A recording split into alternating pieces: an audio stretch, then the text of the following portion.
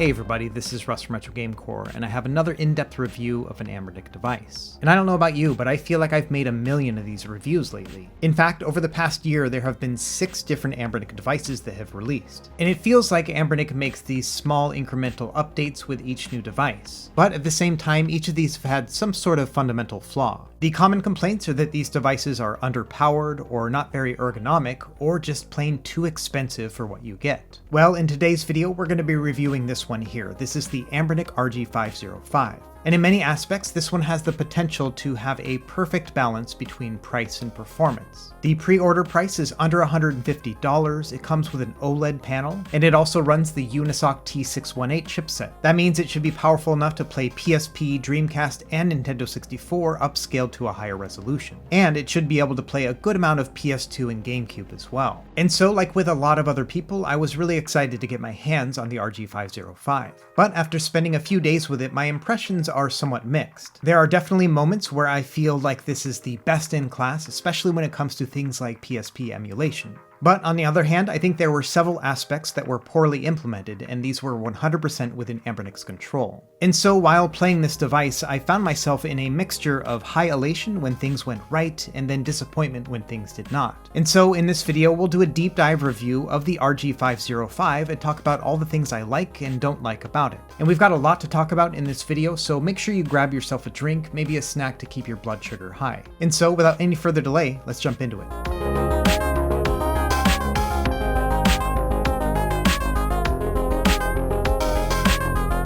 Okay, we'll start with the Anbernic website. Like I mentioned, the pre-order price is $148, but that's only going to be good through November 29th. After that, it's going to be $158 for the retail price. And it comes in 3 different colors, gray, turquoise, and yellow. In terms of specs, this has the exact same OLED touch panel as the original PS Vita. That means it has a 960 by 544 resolution, which is a perfect 2x scale of the original PSP. And more or less, it is a 16 by 9 aspect ratio. We already talked about the T618 chipset, which is the exact same one found in the Powkiddy X18S that I just reviewed the other day, as well as in the upcoming Retroid Pocket 3 Plus, which will be my next review video here in a few days. It also comes bundled with 4 gigs of LPDDR4X RAM and 128 gigs of internal storage. The base model does not come with an SD card, but you can purchase one upon checkout, and I'll give you a taste of what that's like later in this video. In terms of connectivity, it has 5 GHz Wi-Fi and Bluetooth 5.0, but sadly it does not have HDMI or USB-C video out. In terms of operating systems, this runs Android 12, and due to the way that Unisoc treats its sources, it is very unlikely that we will see a Linux custom firmware for this device at all. Beyond that, the RG505 has the same speakers as their previous device, the RG353M, which are quite an upgrade from their previous models.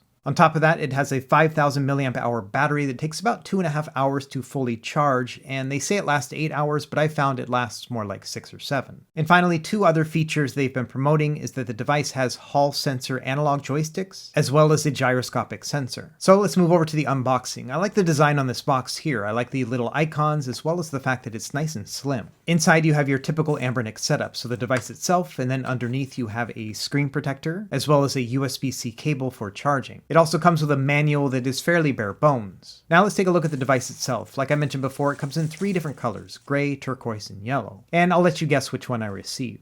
First impressions, this looks a lot like a Nintendo Switch Lite. We'll do a direct comparison later. It has that typical Anbernic chocolate bar horizontal shape to it, and also it's a lot taller than I thought it would be. A lot of that has to do with those really large bezels around the screen. It feels fairly solid and hefty in the hands, and the plastic they're using on this is fairly slick. I don't think that's really a bad thing. On the back we have a simple logo and then these 2 rubber pads that are typical of Anbernic devices. This is meant to help the device be grippy when you lay it on a table. So let's take a look at each of the components, starting with the top. Up top you can see it has inline shoulder and trigger buttons with this little kind of scissor indentation right here. The buttons themselves have a very shallow travel and are very clicky. It almost feels like clicking on a mouse button. I wouldn't say this is the end of the world, but it is definitely not a premium feeling experience, and it's a little bit louder than I would like as well.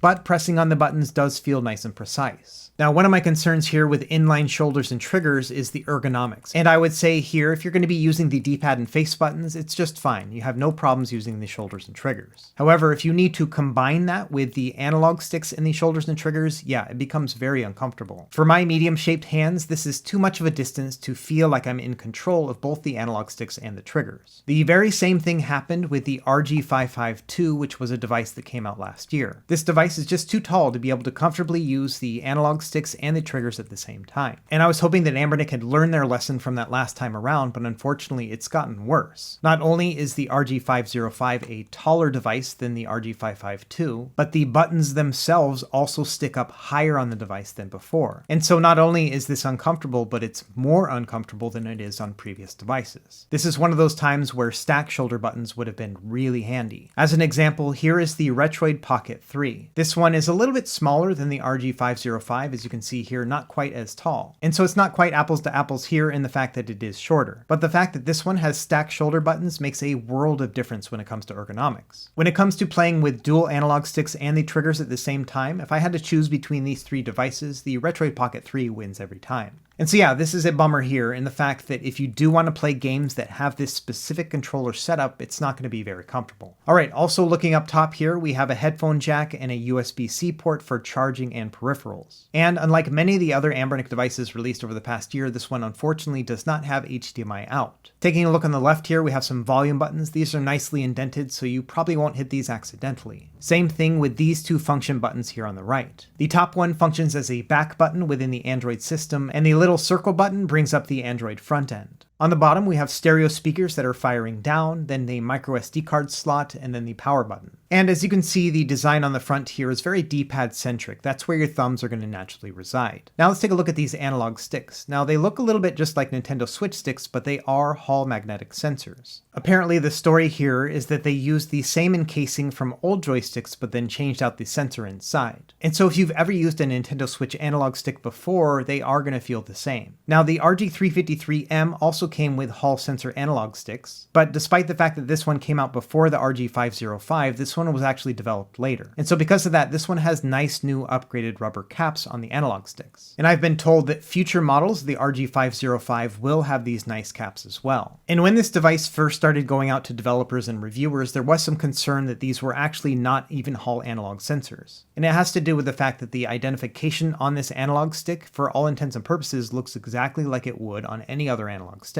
And so at face value, it does not look like it has Hall sensors. However, if you use a joystick calibration tool and a magnet, you can see right here that it does move the analog stick. And this is something that is only possible when you're using Hall sensors. For a comparison, here's the RG353P with just regular old analog sticks, and the magnet does nothing. Now, even though Hall sensor sticks are great because that means you're not going to have joystick drift, I did find that the sticks on the RG505 had a very serious bias to the axis points. In fact, I had to be very deliberate to try to get a real diagonal at all. And so at best, it feels mostly like D-pad controls with an analog stick. It doesn't have a true analog feel to it. For a comparison, here is the newer sticks with the RG353M. And as you can see here, I have no problem reaching any of those diagonals in any direction that I want. This is the kind of grid map that I would like to see when testing an analog stick. And the same thing occurred with the Retroid Pocket 3. I'm not a huge fan of these analog sticks in particular. I think they're too small, but as you can see, the accuracy is really good. And so what this means is as you're playing a 3D game, you may not have very accurate analog controls. Instead, your character is going to go up and down and left and right more than anything. Now, I don't think that's the end of the world, and I don't think many people will even notice that difference. But at the same time, it's disappointing that one of their best features leaves a little bit to be desired.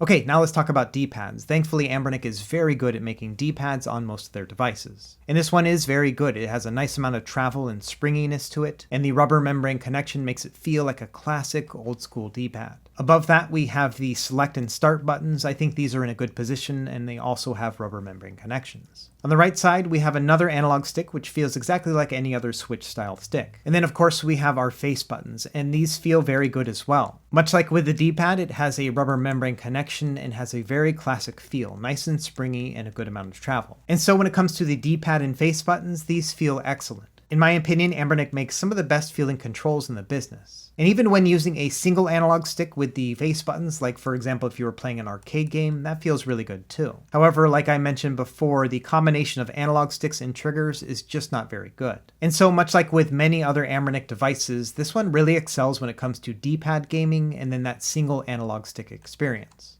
Next, let's talk about the screen. So this is a 5-inch OLED panel from the PS Vita, and unfortunately it has very large bezels around the sides, especially on the bottom with that big chin. Thankfully, the Anbernic logo is a little bit smaller than it has been in previous models, but all the same, I personally would have liked to have smaller bezels and no logo at all. And so across the board, I would say this feels a lot like your typical horizontal device from Anbernic. The thing that really stands out to me is just how much larger it is than I expected. And so let's do a size comparison against other devices next. Now in my stats below, I'm going to show the size of the screen on the other device as well as the resolution and then also the pixels per inch. Because the thing is, despite this being an OLED panel and looking very nice, the fact that it is only 544p on a 5-inch display means that the PPI is only going to be 220 for the RG505. And that pixel density is quite a bit lower than most of the other devices that we're going to be showing off here today. So keep an eye on that PPI as we go through these different consoles. Either way, as you can see with the 3.5-inch display models, this one is quite a bit bigger. And like I showed earlier, it is bigger than the Retroid Pocket 3 as well. Now the RP3 uses what is speculated to be an iPhone 6 display, and so it has a very high pixel density of 325 ppi. And in addition to being a display that is almost 50% sharper than the Anbernic RG505, it also is very saturated when it comes to the colors, to the point where it almost rivals the OLED panel on its own. And after I release the Retroid Pocket 3 Plus video here in a few days, I'm going to do another video where I directly compare the RG505 with the RP3 Plus. And so we'll get a deeper dive when it comes to screen comparison in that video. Moving on, you can see that the PS Vita has the exact same display as the RG505, but the Vita is quite a bit smaller than the 505 and more rounded. The RG505 is also larger than the RG503, which also has that PS Vita OLED panel inside. Now in terms of size, the RG552 is about the same size as the 505, but a little bit shorter and wider. And so I think overall it's basically a wash. But the main standout of the RG552 is that 5:3 aspect ratio screen with a very high resolution. In fact, the resolution is so high on this that we're actually using integer scaling with the RG552. What that means is we're getting a pixel perfect rendering here on this display, which looks absolutely sharp and gorgeous. Now I'm a big fan of OLED panels as well, but honestly there's still nothing that comes close to the screen on the RG552. Moving on, here is the Nintendo Switch Lite. It is quite a bit longer than the RG505 and the screen is a bit bigger too. And even though it has a higher resolution, the PPI is not that much higher and the color quality is a lot worse than on the OLED panel. Speaking of which, here is the Aya Neo Air. This one also has an OLED display. And the screen is the same size as on the Nintendo Switch Lite, but as you can see it is a 1080p resolution. That means that not only does this have very saturated wonderful colors thanks to the OLED panel, but it also has a very high pixel ratio as well. And this one is like the Nintendo Switch Lite in that it is quite a bit longer than the 505. Next up is the AYN Odin models. These have a 6-inch display and a 1080p resolution, and this device is quite a bit larger than the 505 as you can see here. Next we have the Logitech Cloud. This one has a 7-inch display with a 1080p resolution, and so this one is also quite a bit sharper than the 505, and the colors are nice and rich on this one too. And then finally we have the Big Daddy Steam Deck. This is also a 7-inch display with a 16:10 aspect ratio. Now the resolution on the Steam Deck is not super high. In fact, this is the only one that's lower than the RG505.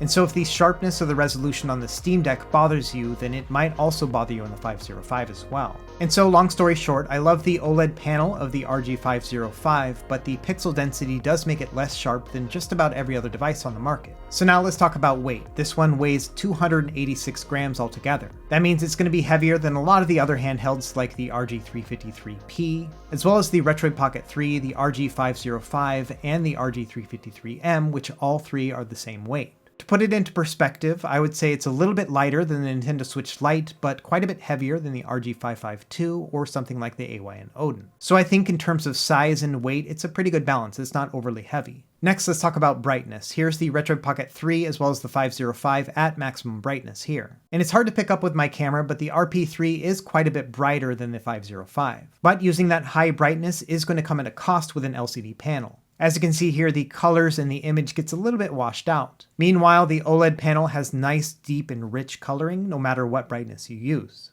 Here's another comparison with the AYN Odin. Now this is only at 50% brightness because this is a super bright display, but even then you can see that the colors are not quite as rich and accurate as they are on the RG505. Now another thing I like to test with my panels is how dim they can actually get as well. Sometimes I like to play video games at night in the dark, and so the lower the better. But as you can see, when I put the Retroid Pocket 3 and the RG505 at their minimum brightness, there is a night and day difference between the two. In fact, the dynamic range of the RG505's brightness is much worse than it is on many other panels. And so if playing in the dark is a priority for you, I would say the RG505 is not a very good fit. I also got a lot of questions about the yellow on the shell of the RG505. Now unfortunately the white balance on my camera kind of goes haywire anytime I have a bunch of yellow devices on the screen, but I'll do the best I can. As you can see here, the yellow of the RG505 is very close to what is found on the Nintendo Switch Lite. If anything, I would say the RG505 has a little bit more of a greenish hue to the yellow than it does on the Switch. And of course the Retroid Pocket 3, as you have below, is almost closer to an orange than a yellow. And personally I like the fact that this yellow skews more towards red than green. I don't know what it is, but a yellow that has a little bit of green to it makes it just a little bit sickly looking in my opinion. And so if I had to choose the yellow between these three, I like the one on the Retroid Pocket 3 better. Moving on, let's talk a little bit about charging. Like I mentioned before, it takes about 2.5 hours to charge the RG505. And as you can see here, using a fast charger, we're getting a little bit under 900 milliamps as our input. And that's not terrible, it's actually a little bit better than your typical handheld like the RG353M, which caps out at 2 amps and 5 volts. And this one here gets an average of about 690 milliamps. However, I feel like it could charge faster. For example, the Retroid Pocket 3 gets about 1100 milliamps, and the Retroid Pocket 3 Plus will probably charge even faster because it has a larger input bandwidth. So that's another thing we'll test in that upcoming comparison video. So now let's shift over to the software experience of the RG505. Like I mentioned before, this comes stock with Android 12, and it looks like Anbernic has been busy creating a new logo and splash screen here for Android. When you first turn the device on, it's going to ask you to choose your language, and then it's going to configure your system. I think what it's doing right here is installing a bunch of preloaded apps. Anyway, that'll take a couple minutes, and once that's done, you can see this is the Android interface that you will have. First thing you may notice, there are no Google services available for the RG505, so no Play Store or anything else like that. In fact, all of these apps have been preloaded already, including apps that shouldn't be on here like paid apps for the Nintendo 64 and Nintendo DS. So not only is this shady that they used paid apps, but the lack of Google Play Store means that you're not going to be able to download things like games legitimately.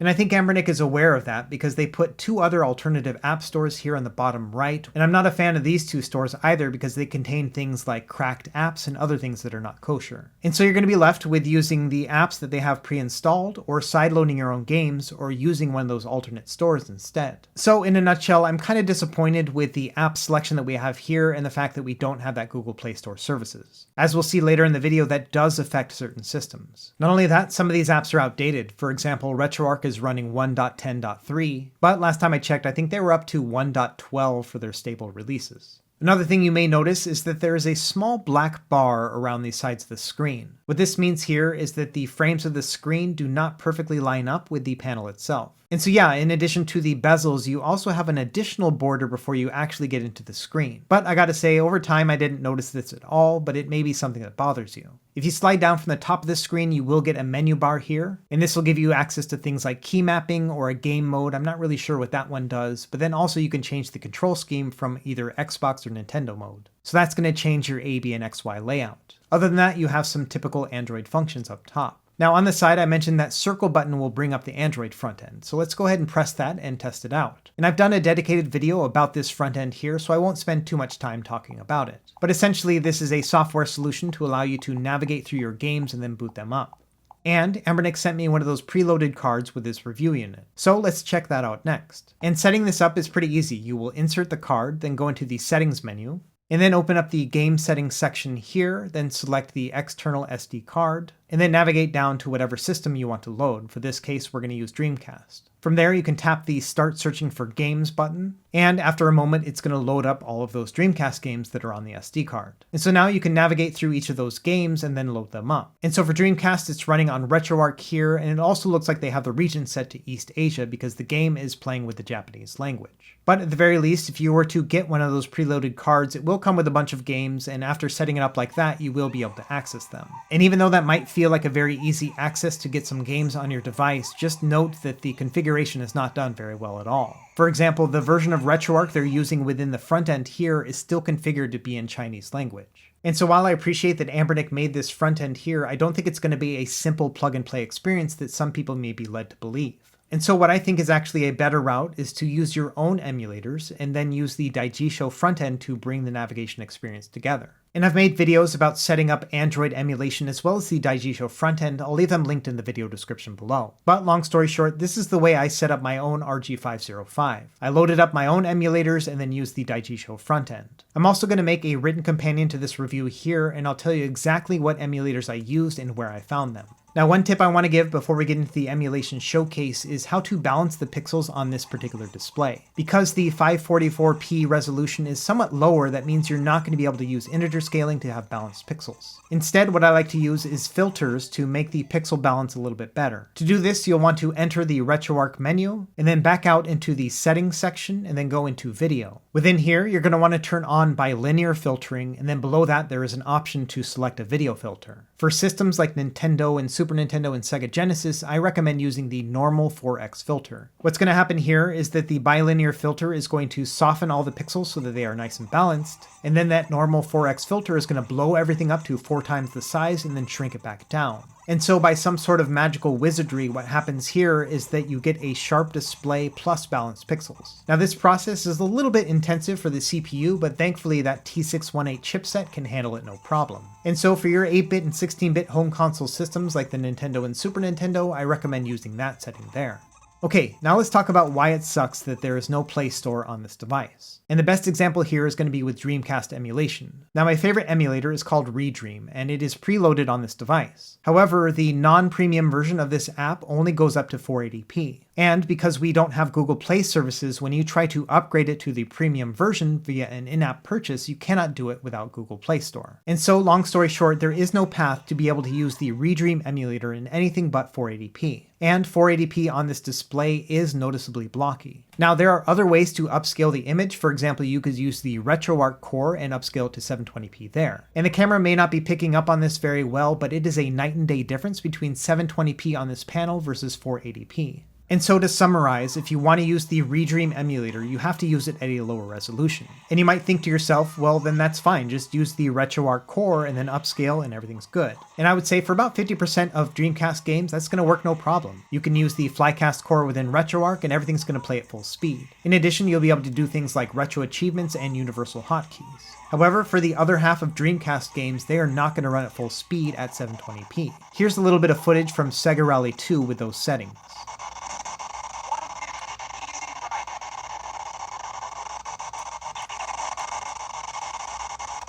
Now there are other apps available. For example, there is a standalone Flycast app which also has upscaling, and it's a free app. But unfortunately, the emulator here is not very accurate. As you can see here, there's all sorts of stuttering on the track, making this game unplayable.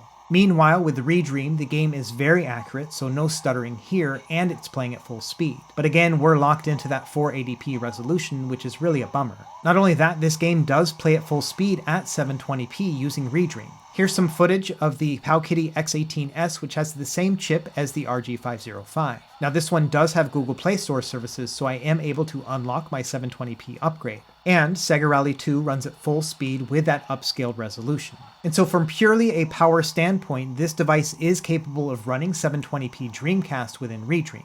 But because Anbernic did not put Google Play Store services on this device, it's not a possibility right now. Now it is possible to get Google Play Store services put onto a device, but that method is different for every single device and chipset. And so as soon as that's figured out, I'll be sure to make a video guide on it because it's going to unlock a lot of potential. Let me give you another example of why this is so frustrating. With NBA 2K2 using RetroArch here, at 720p we're getting about 53 or 54 frames per second. And that is noticeably slow and stuttering. Meanwhile, despite the fact that it's only in 480p, Redream runs a lot smoother. And with the Powkiddy X18S, it runs in 720p no problem as well. And so fingers crossed we'll be able to have Google Play Store services at some point on the RG505, but out of the box, Dreamcast is crippled by the fact that Anbernic decided not to put Google Play Store on this device.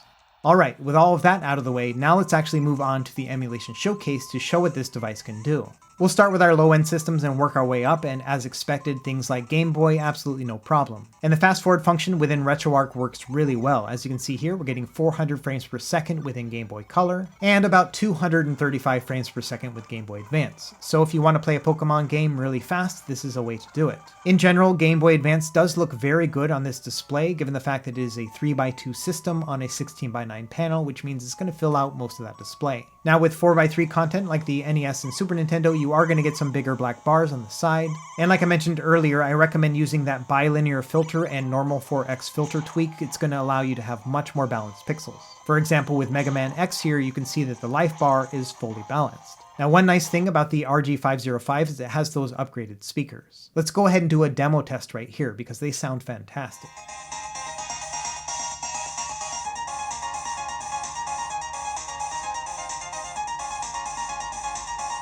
And so yeah, from a sound perspective, I think these sound a lot better than previous devices.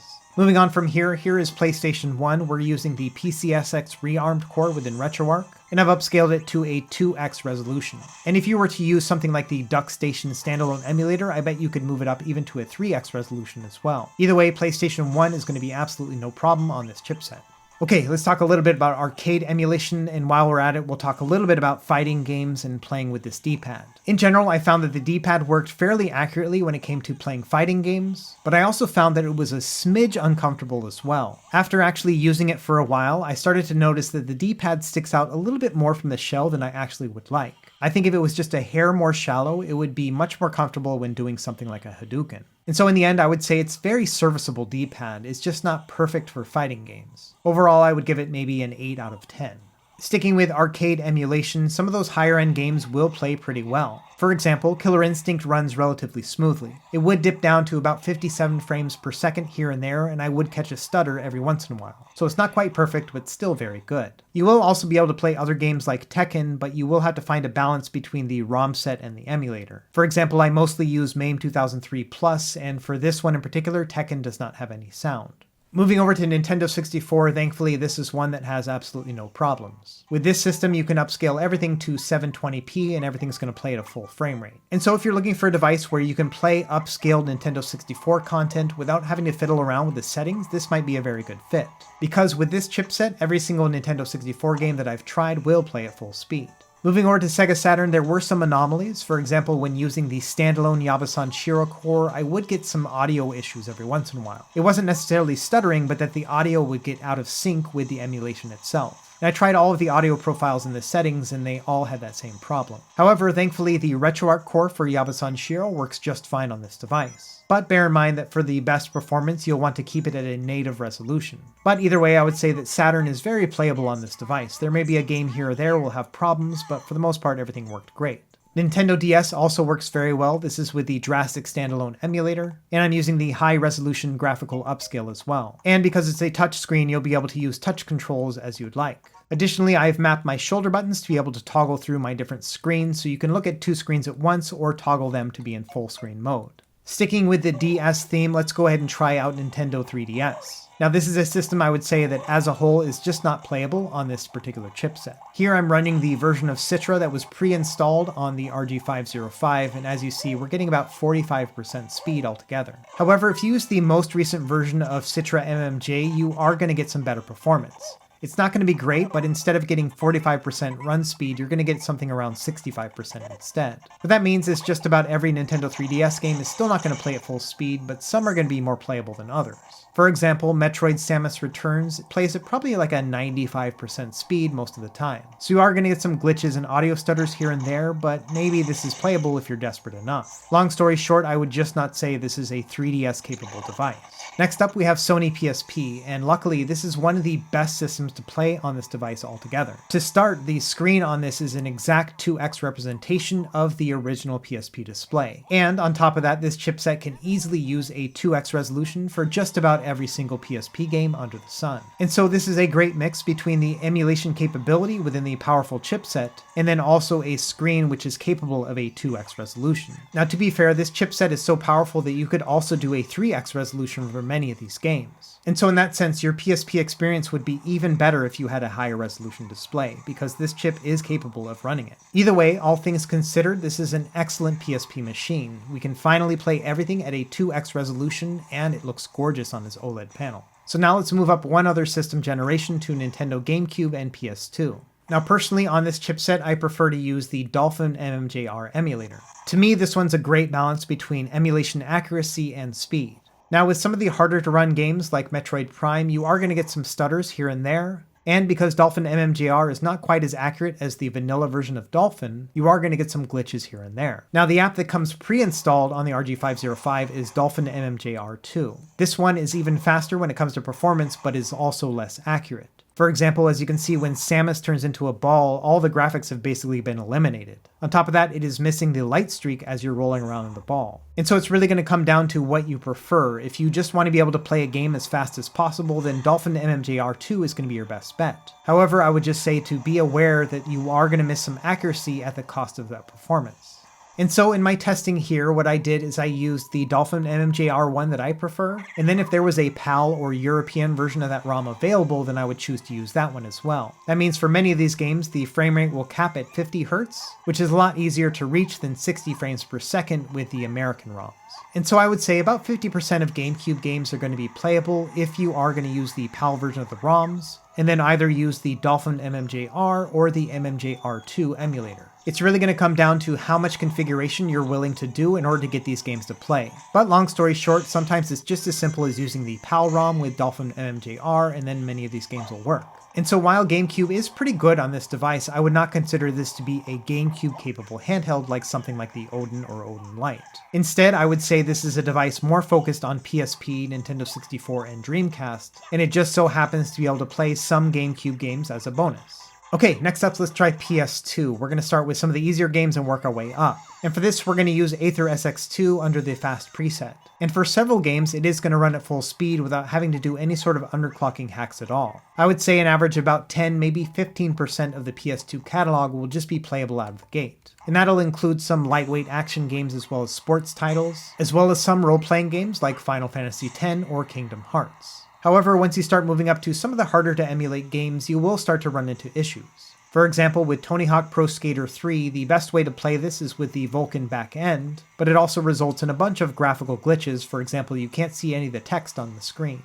Additionally, one type of PS2 game that really suffers with this chipset is going to be fighting games. For most of these games, they're not going to play at a full speed when you don't do any underclocking. In fact, they're going to play at maybe about 75% speed. Even Virtua Fighter 4, which is one of the easier fighting games to emulate on the PS2, does not play at full speed. It's pretty close, but not perfect. And so at this point, what I would do is I would go into the system settings, and then I would change the EE cycle rate as well as the skip rate to a moderate or a mild underclocking. But unfortunately, with many fighting games, including the Tekken and Virtua Fighter games, what's going to happen here is, yes, the system is going to act like it's running at 100% speed, so you won't get any audio glitches, but the characters themselves will still play very slowly. And so unfortunately, if you were looking forward to playing PS2 fighting games on the Anbernic RG505, I would say it's not going to work out very well. And it's really going to be a hit or miss whether or not using underclocking is a good or a bad thing for certain games. For example, when using it with MotoGP, it definitely slows down the gameplay, but then with something like Grand Theft Auto 3, it does run fairly smoothly.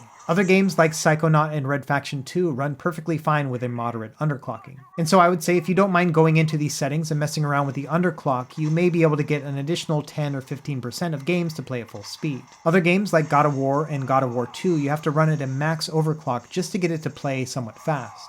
And while it does kind of feel like it's playing at a full frame rate, there's a lot of skipping and stuttering happening as well. And so that's going to come down to your individual tolerance of whether or not you're okay playing something that's not quite as smooth. But at the end of the day, I would say about 40% of the PS2 catalog is going to be playable with minor tweaks here and there. And so I would say, like with GameCube, this is not a PS2 capable system, but it is a nice added bonus. And finally, the last system we're going to test here is Nintendo Switch running the Skyline emulator. Now, compatibility with this system is not very high. I would expect maybe 10 games to even launch in the first place. And what surprised me is that many of these games played slower than I expected. I just recently tested this chipset on the Powkiddy X18S, and some games like Celeste played at full speed. But here on the RG505, I was getting an average of about 45 or 50 frames per second. And with a very precision-based game like this, you can tell that difference and it does affect your gameplay. Another thing I found was strange is that some games, like Kamiko, did not work properly with the analog stick. For some reason, the analog input was very juddery and would not work correctly. I'm not sure if this has to do with the software side in terms of emulation or something with the hardware compatibility. Either way, I didn't find a single Nintendo Switch game that I found to be playable. There were definitely some games that booted, but all of those games that did play played at a much lower frame rate than what I was expecting. For example, this is the first time that I've seen Sonic Mania not play at full speed using Skyline. What's interesting is that I used Geekbench on both of these devices, and the RG505 had a higher score than the X18S. But in real-world usage, I found that the Nintendo Switch performed better than on the 505. Okay, so that was a look at emulation. Now let's talk a little bit about game streaming before we start wrapping up. To start, I sideloaded the Xbox app, which allowed me to remote play into my Xbox. And so setting this up was pretty easy, and it worked out really well for some lightweight games, things like Vampire Survivors. However, when using the Xbox app, there were some compatibility issues with the gamepad. For example, L2 and R2 did not register within the Xbox app. And so if you want to play any game that requires those two buttons, you're going to be out of luck. However, my buddy Fox showed me that if you use the Chrome Beta app to log into Xbox, you can then set up cloud streaming through the Chrome browser instead. And thankfully, when using this method, the L2 and R2 do work. But a couple things to note here. First of all, that means you're not going to be able to do a remote play, only cloud streaming. And secondly, due to these ergonomics, you're just not going to want to play twin stick shooters with L2 and R2 anyway. For example, as I'm talking during this segment, look at my fingers. Don't look at the screen, but look at actually how my fingers are awkwardly placed. And I'm trying my best to just kind of move my character around comfortably. And I'm not sure if this is just me, but man, this is a supremely uncomfortable experience. It kind of reminds me of the first time I tried to play first-person shooters back on the PS2. This is just super uncomfortable and not fun. And so if you are going to use remote play services or cloud streaming like here on Xbox, then I would recommend not really counting on playing games that require twin stick controls. Something like a fighting game like Mortal Kombat 11 is a much better fit than something like Halo 4. Okay, another issue here when it comes to streaming is that for PS4 and PS5, the only remote play app that's going to work is Chiaki. My favorite app to use is actually PS Play because it's much easier to set up. But because that one's a paid app, that means you can't get to it without Google Play services. And so Chiaki is a little bit harder to set up, but once you do have it set up, it works just fine. So here I am remote streaming at a 720p resolution, and everything works just fine, even L2 and R2. So yes, PS5 remote play is definitely possible. Another issue that came up with streaming is that Moonlight did not work either. It would not detect the controller at all, and so it kind of was rendered useless. Thankfully, the Steam Link app does work and it works just fine. And so if you want to do local remote play streaming to your PC using the Steam app, then you can definitely do that here. And so long story short, you can do streaming with PlayStation and Xbox and PC. But for each of those systems, it is going to be a somewhat limited experience for one reason or another. Alright, we've been at this forever, and I appreciate you sticking around this long. Let's actually get into the summary next and talk about what I like and what I don't like about the RG505. We're going to start with what I like. Number one, this is overall a very solid feeling device. Anbernic is very good at making horizontal handhelds that feel very good in the hand. And the RG505 is no exception. This one feels very good just kind of holding it. On top of that, the D-pad and buttons are very serviceable. They're not quite perfect, but definitely an 8 or 9 out of 10. I also appreciate the quality of the OLED panel. The colors are nice and rich, and I personally didn't experience any mirror effect with the PS Vita panel here. Additionally, it's awesome to be able to have a device that is very capable of playing PSP, Dreamcast, and Nintendo 64. A lot of people have been waiting for an Anbernic device that is under $200 that is also powerful. And finally, with the RG505, that is now possible. The device also has fairly decent battery life. In addition to getting about 6 or 7 hours of gameplay time, I did some standby testing, and after 6 hours of standby, it only lost 1% of battery life. So I'm thankful this isn't a device like the RG552 or the Win600, which you have to constantly charge. And finally, I appreciate the upgraded speakers because it does prevent a tangibly better experience when it comes to audio.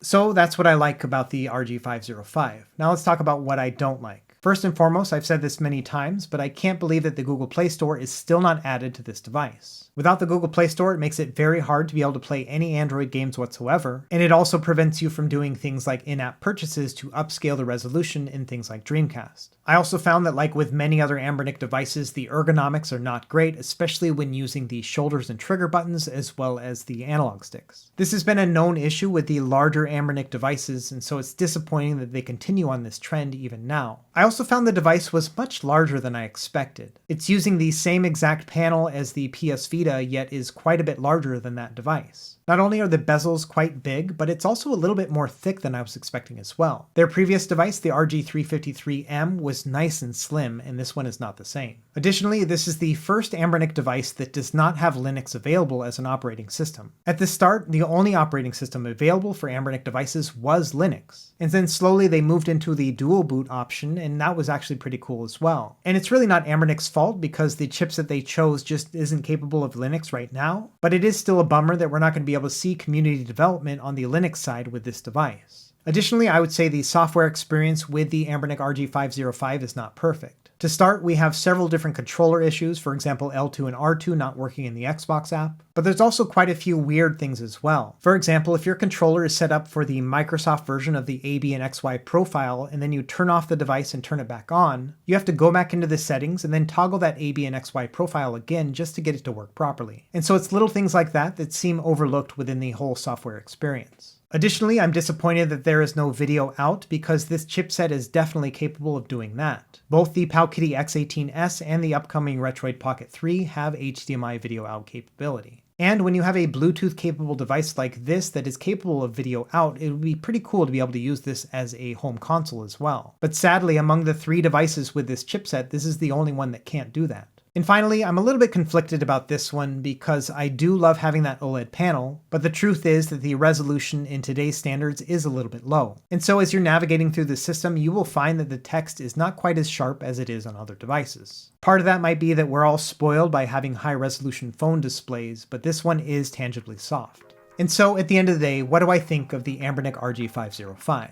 Well, I think they got a lot of things right here. We finally have an affordable Anbernic device that is also powerful. And so if you've been waiting for that one device that will play PSP and Dreamcast and Nintendo 64 with no problems, then yes, this is it. It can also play quite a few GameCube and PS2 games as well. And so I would say among the entire Anbernic catalog, this one probably has the best price to performance ratio across the board. However, the RG505 also has quite a few downsides that give me pause. The lack of Google Play Store does mean you will have a limited gameplay experience, and the poor ergonomics with certain types of games means that this is a handheld device that cannot play everything.